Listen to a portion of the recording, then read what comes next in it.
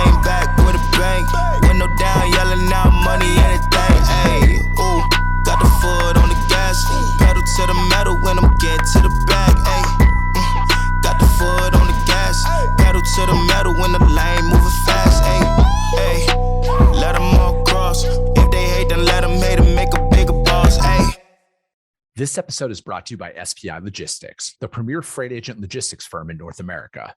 For over 40 years, SPI has been diligently building the most successful freight agent network to provide first-class relationships for our shippers, receivers, and carrier partners. We are more than another transportation network. We are a dedicated team of professionals united by one singular purpose, and that is to expedite our agents' success. All of our agents are set up for success on day one, as they are provided with a full suite of support staff that is ready to assist them with everything from after-hours emergencies to financial and administrative needs on a no-fee basis. This way, you can focus on continuing to grow your business. There is no financial risk to start, and you have the ability to earn up to 75% in commissions. If you are looking to take control of your financial future and build your business with the backing of one of the most successful logistics firms in North America, visit www.spi3pl.com to learn more. Do me a favor and let them know that the Freight Coach sent you. What is up, ladies and gentlemen? Welcome back. We are live. It is the Freight Coach podcast. We are doing a recorded series here today. We're at the TIA Capital Ideas Conference out here in San Antonio, Texas, and we are talking about probably one of the biggest things that is coming down in the industry here that I feel like a lot of people need to get prepared for. And both of you guys were just speaking on a panel about this, but Joe, Mark, thank you guys so much for joining me here today to really break this down. So what was your panel about, Joe, and kind of how are people not prepared for what is kind of coming down the path here? Yeah, thank you. And thanks for having us. What the panel was about was the NMFC changes for LTL classification changes. So it's 2025-1, and those take effect July 19th. And what these changes are is changes to classification, and how these changes will affect not only the shippers, but also the carriers and also the brokers. So really what the panel is talking about is how to prepare for these classification changes. And really the reason the NMFTA did these changes is to simplify classification. So we had on the panel Mark from Averitt, and we also had Keith Peterson from NMFTA that spearheaded a lot of the classification changes. And then we had James from Schneider, who represented the broker. And so Mark, anything you want to add to that? Well, I think we had a good discussion. I think that it's apparent that many shippers are ill prepared for the changes, and what we're trying to do is educate them to the best of our ability. NMFTA is doing a fine job of putting information out. Individual carriers better be. Yeah, I know that we at Averitt are. So how are you, I'm a broker, right? So I feel like this is the time when a lot of us service providers need to be bringing a lot of this information to our customers to get them better prepared for it. Obviously, you guys understand that at Averitt, the misclassification of freight dramatically can change stuff for your customers. So how are you guys as a provider going out there and really educating them and getting them more prepared for these changes that are coming down in July? Well, we've posted tools on our website. We've made marketing collateral for our sales team to share and use as teaching tools. We've done podcasts, we've done videos. We're trying to get the word out. Mm-hmm.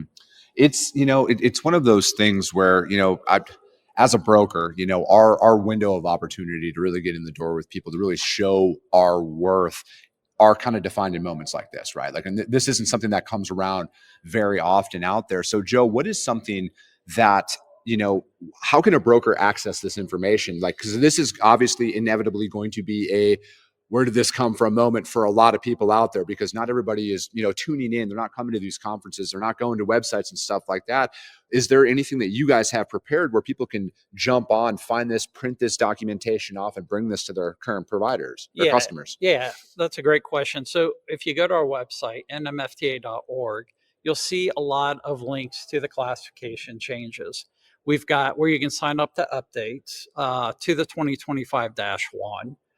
You can look at the full docket, but you can also look at guides that we've created. So we've created guides for the brokers. We've created guides for the shippers. We've also done webinars. We've created webinars specifically for the brokers, specifically for the shippers. And we're not done. Part of this is also creating tools. In the past, we had Class IT, and it was a complicated tool. It was basically taking the NMFC book and making it designed into software. It was over 10 years ago. We've really listened to the feedback from the brokers, and we've taken the modern technology and we've created a new Class IT Plus. And we think that will really help the brokers. The other thing with that is APIs. Yeah. A lot of the brokers come to us and said, hey, we're using APIs. Please develop new modern APIs. So we've met with the brokers and said, okay, what would you like out of these APIs? So we think that will help. And then, Mark came to us, I think it was about 2 weeks ago, and said, hey, we're hearing a lot of people say, how do we get information that's easy to understand about these changes? And I think that was on a late Friday morning. And so it kind of got exciting because it's like, hey, I think we can create a tool on this because we have the information. So we created a lookup tool that we just finished, that we ended up doing kind of a draft of proof of concept over the weekend, and met with Mark and a few others and said, hey, what do you guys think? Is this easy? It's just a front end tool. We're not going to charge for it. And it's like, hey, if you're a broker, go put in an item number and it'll tell you whether or not the item is impacted by 2025-1. Did it change from 11 sub, 13 sub? Did it go to density? Is it something that all of a sudden the number has changed, because that's one of the things they want to do? They can take this information and say, okay, how's it going to impact the price? And so the brokers are saying, give me more information, give me more information. I want to get educated. So we're trying to create the tools, we're trying to educate. So go to our website, sign up for our updates so you can get that education. Now, Mark, is there any commodities that you have seen that come to mind right away that are going to be the most affected by this reclassification that's going out there? Is it, increasing, decreasing the price? Like, how can some of these manufacturers and suppliers that are out there, how can they be better prepared to know, is my commodity at risk from potentially doubling in price? Hypothetical example, but, taking into the consideration what they do. Well, if they've got the sophistication, then they can use re-rate tools and take a before, and once they've determined the classification or the change given the docket, they'll have to calculate their density first to know what freight class. But if they can do that, then they can run a rate comparison. But it's a pretty tedious task. Now, with you guys going in there and how you guys are quoting your freight and other LTL providers that are out there, did you guys go to them last year and say, hey guys, this is coming down the pipeline here. You guys need to be prepared for this for when this classification change comes in. As a provider, were you guys ahead of this months in advance to make sure all of your customers were aware of this? Well, we were way ahead of it, but how much of that message was heard and by whom? So we're not letting up, and we're trying to arm our salespeople with as much information and let them be the consultants, if you will, with our shippers. Yeah, and I feel like, because no matter what, right? Like, you can sit here and preach all of this stuff day in and day out, week in and week out, leading up to it, but inevitably there's going to be a group of people who are going to come and be like, why didn't anybody tell us this stuff, right? And that's why I feel like the power of social media and podcasting and everything right now is getting this information out in front of people, because there's enough uncertainty going on right now with the current administration, tariffs, everything else. There's a lot of stuff that could potentially positively or negatively impact the freight market, materials, commodities, and stuff like that are going on. So it's like another change coming down the pipeline that could blow people's budgets out of the water again here. And it's going to be 2020, 2021 all over again type of pandemonium, essentially, that could potentially trickle down. And now obviously there's some ulterior factors that are coming on here. So it's like, what is something that you think as an industry we should be doing now when we're 60, 80 days out from this actually going live? Well, just what we said this morning on the panel is it's all about communication and education. And it seems like we've touched almost every channel we can for that communication, but not let up and just keep on keeping on. Yeah. And is this something where it's like, the NMFTA can go out there, and put on more, is it like through content, right? Where we're going to do a breakdown on some of these classifications that, you guys collaboratively have came up with, like, hey, these are the most effective. And then maybe there's some targeting approach where we can start going out to some of those direct manufacturers and saying, you guys are going to be affected by this. Here's obviously you can't give out any potential rate increases and stuff like that, but like your commodity is at risk from happening. That's a lot of what we're going to do with the lookup tool. We are going to look at, okay, what's being looked up, and hopefully that we can take that information and say, hey, we're getting a lot of lookups on this. We're going to use that data and say, hey, make sure if you're shipping this commodity, you're looking at this information. There's so many shippers out there. We really depend on the brokers. We really depend on the carriers to help communicate that out. And I think that's the message we really started in January is to the carriers. Hey, we need your help. We're not getting to the shippers. Please help us communicate this out to the shippers. And I think the carriers have done a good job. We've started to see with the carriers and some of the brokers, them talking about it in their newsletter, them talking about it in social media, on their LinkedIn, them sharing posts that we're doing. And then NMFTA, we are, like, for example, at the conference this week. We're at a lot of conferences we typically don't go to, for example, Home Delivery World and a few others, trying to hit that community. But yeah, we are going to use that data and say, hey, this is something that we're going to do. We're also hitting some of the shipper publications we normally don't advertise to, just in an effort to really make sure folks are understanding. And if we do see a commodity that's not typical, that's being heavily searched, we're going to make sure we hit that market. A question that comes to my mind here is what was the driving force behind a lot of these changes? How necessary were these to really simplify a lot of the processing, right? Because, as a broker moving freight, like I don't tend to do a lot of LTL out there, but as a broker, the freight class change at time of pickup or the density, or if anything's off, it obviously affects price at that point. Was this more of a simplification approach to it to make it very clearly easy to understand what was going to happen, with these commodities? Do you feel like prior to this, it was a little too confusing out there and this is just kind of a way to streamline a lot of it? That's exactly what our customers have told us for years, like I've said, if not decades. And this is finally, we're going to do something about it. And yes, simplification. And with commodity, with density being so important, the most important characteristic, then classifying freight based upon that density in large part does simplify the process. There's no guesswork.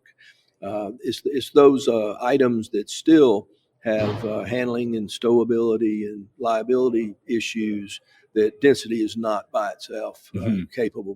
But at the end of the day, by and large, far more commodities will be based on density. And yeah, it's a little confusing up front as we change over, but we'll get through that. Yeah. And I think our industry will be better. And those customers that were complaining about the classification, after they get over complaining about the change, then we'll all be happy. Yeah, no, and I feel like it's very important, right? I think it's very important to know, like, this wasn't a spur of the moment style situation, right? Like, this was, as you said, exactly right, Mark. Like, as you said, this is like years and years of feedback from your guys' customers, and as a service provider, we got to take that to heart, right? If our customers coming to us and saying, like, hey, this is confusing to us, we don't like this, eventually it has to get to the point. And that's why it's like you have to rely on the organization of the NMFTA to make these changes, break this data down to kind of have a sweeping change. And I'm just like, from my standpoint as a broker, I'd rather have it all happen at once than any like slow scale back approach. Like, hey, we're going to start here at hypothetical class 85 and work our way back. It's like, no, one sweeping change all at once.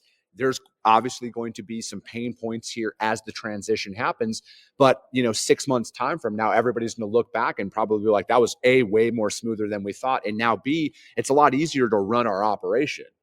Yeah. And that was the goal. I mean, simplifying this has been in the works for a couple of years. And when I joined about 2 years ago and spent some time on the docks, I've been in the industry, the technical piece of it for a long time. And LTL was always, oh, it's so confusing, classification. Yeah. And I know in talking to people, it's like, it's going to go away. This is why. It's just too confusing. And as I talk to people, it's like, hey, this is why it's confusing. And so as we got feedback, it's like, you got to do it fast. You got to do it fast. And so it's like, okay, what's preventing it? And it's like there was a hesitancy to embrace dimensions. Mm-hmm. It's like nobody wanted to. It's like a word you couldn't use. And so we came out in a conference and said, hey, dimensions is okay. We're going to embrace it. We're going to use it. And we're going to add it. And I know that was a little bit of a shock to people, because even a dimension company, one of the big fours, came up to me and is like, do you know what you just said? I'm like, yeah. He's like, it's facts. I was like, either we do it or everybody's going to run away from us. And so, but that's the way you have to do it, because it simplifies what it is. If not, everybody's going to come up with a different way to do it. And we do think with the 4 different characteristics, the handling, the stowability, the liability, that does have a place. And if you just say, hey, we're going to ignore the dimensions totally, then something else is going to come up. It's not going to be as good for the industry. And this is a 1 or 2 year process, but this is the biggest change that we'll do all at once. Yeah. Now, Mark, are you guys working with your guys' customers potentially? Obviously being able to consolidate a lot of the shipments that are out there. Are you working with them now with this changes coming down about possibly repackaging, redoing anything on their loading and unloading process to make it more efficient for your customers at the end of the day? Yes, but we've always been talking to our customers about packaging because we were concerned about the safety of their goods in transit. Mm-hmm. And so we've got a really good team that counsels and teaches our customers to how they can improve their packaging. And with the changes, we know too, density is weight per cubic foot, and if you have a over packaged and a lot of air in a package, then you're hurting yourself there. Yeah. So we're showing them and helping them learn how to package smarter, but without affecting the integrity of the safety of the. No, absolutely. And I mean, I'm sure you've had this conversation numerous times throughout your career about like it being a game of inches at the end of the day, right? And like how big of a difference it makes out there for your customers to more efficiently package their product out there. I mean, I know I deal with that, in the full truckload space all the time, right? It's just like, hey guys, it makes a big difference. If we're talking about a half a truckload, 36 feet of deck, the price difference that comes with that as opposed to 20 feet in a full truckload. I mean, there's a certain point where it's like, hey, you guys, like there's such a small probability that we're going to be able to add anything onto that. That's why our rates are what they are, because the driver's not going to I know we look at it as, oh, it's only 36 feet of the deck. There's still 18 more feet available or whatever that looks like. And you're like, yeah, but do you know how improbable it is that a 18-foot partial in that route is going to marry up with that and everything's going to work out? So it's like having that information out there, again, that's just it's going to make a more efficient sales rep on, whether you're a broker or a direct carrier, you're like yourself there, Mark, to be able to bring that information out there. Because again, I hear this time and time again from all of our customers. Listen, I'm a manufacturer. I'm not a transportation company. That is why I work with you. I expect you to bring this stuff to me. I expect you, if there's any legislation or changes to come that are coming down, to bring this to our attention so we are better prepared, so it doesn't ultimately affect their customer, which is obviously ultimately the end user of all these shipments. Yeah, couldn't agree more. We're selling space. Yeah. And that's the thing, right? That was one of the things that I was a big learning curve for me early on. And it's kind of one of the reasons why I don't really like to do LTL all that often it's that grasping effect of it, and there's a lot of brokers out there who want to offer LTL or say they do LTL. But again, there's a big difference between offering it and actually executing upon it as a service. And that's why it's like, for, at least for me, anytime a customer comes to me with an LTL and I'm like, if you're set up with an LTL carrier, go directly to them. They're going to give you the best when it comes down to it, because that's just not my wheelhouse. And again, like you said, you've been coming to your customers for months, if not longer, about a lot of these sweeping changes that are coming about. And this is why people need to get out there now. Again, like, it's going to come a point in time where the flow of information is at such a high level that it is on you as a service provider to break this down and bring it down to your individual customers. And that's what we're trying to do. Yeah. one customer at a time. No, and that's exactly it. And, Joe, from your guys' standpoint here, what is, another piece that you guys are doing to really get more, like, why should people be coming to you guys more now as opposed to waiting here any longer? I think it's proactive. You want to start having those communications now while there's something you can do about it. Because right now you want to start figuring out your classification. You want to make sure you're looking at your packaging. You want to start having those communications with the carrier. You want to make sure you're palletizing things properly. You want to make sure your processes are in place for the changes. Because we heard in the panel, people say, is there going to be a grandfather phase? And that's like, nope. Yeah. No, there's not. But we'll work with you as long as you put some effort into it. And so if you do it now, and you're really taking it seriously and you've used the resources that we've put out there, you can go ahead and adopt the changes and learn from it and hit the ground running when those changes hit place. Where if you're total reactionary, it's going to catch you off guard. You also want to see, okay, what's the effect to the billing? Some may go up, some may go down. You want to go ahead and do that analysis, kind of like Mark said. You want to get into the details of this. So just to confirm, there's no extension. There's no grandfather period. July 19th, 2025, these are going into effect industry-wide. People need to be prepared now. We have, 60 days up until that, 80 days or whatever it is leading up to that. So July 19th, that's the date. That is the date for us, for NMFTA, correct? That's my story, and I'm sticking to it. I love it. Mark, Joe, thank you so much for taking the time to break this down. You guys, July 19th, 2025, we're going to make shirts. We're going to make social media posts out there, and we're just going to blanket it. So there is no confusion about when this is going to happen and why people need to be prepared. Thank you guys so much for joining me here today. That's going to be it for this episode, you guys. As always, if you got value in what you heard, subscribe to the show, ladies and gentlemen, which after this one, you better share this out there to more people, because if you saw value out of this, your network's going to see value. And most importantly, your customers are going to see value in this as well. I appreciate you guys. I love you guys. And we'll be talking to you soon.